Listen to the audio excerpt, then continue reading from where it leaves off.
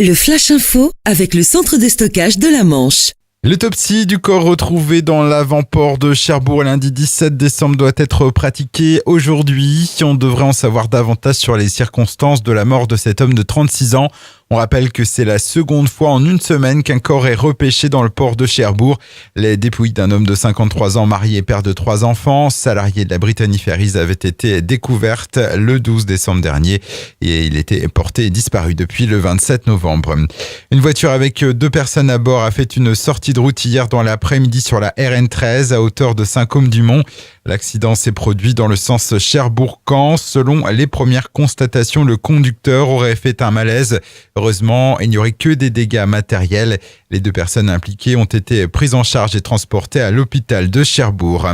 Les sapeurs-pompiers qui sont intervenus hier soir au centre de psychiatrie infantile au Genêt à la Glacerie.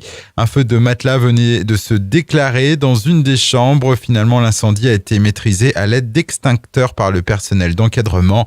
Après quelques examens sur place, aucune personne n'a nécessité d'être transportée à l'hôpital. En boxe, après sa dernière défaite lors du championnat d'Europe, le Normand Maxime Bossier revient sur le ring ce samedi à Deauville.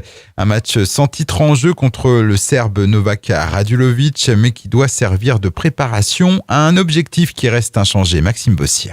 Après, les objectifs, c'est de devenir champion d'Europe, ça reste le même, ça reste exactement le même. Et puis ensuite, une fois qu'on sera champion d'Europe, c'est la dernière étape.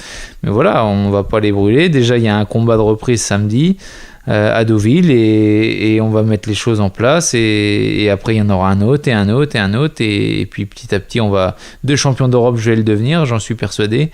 C'est une certitude pour moi dans ma tête, donc voilà, c'est juste du travail bien fait qu'il faut et voilà, une défaite, ça, même si j'étais pas super prêt, même si on connaît exactement le contexte, voilà, ça permet de mettre en lumière des choses qui vont pas, puis de se remettre en question et puis voilà, de faire les bons choix derrière. Maxime Bossier face à Novak Radulovic, c'est demain samedi. À noter que ce gala de boxe à Deauville sera diffusé en direct sur la chaîne L'Équipe.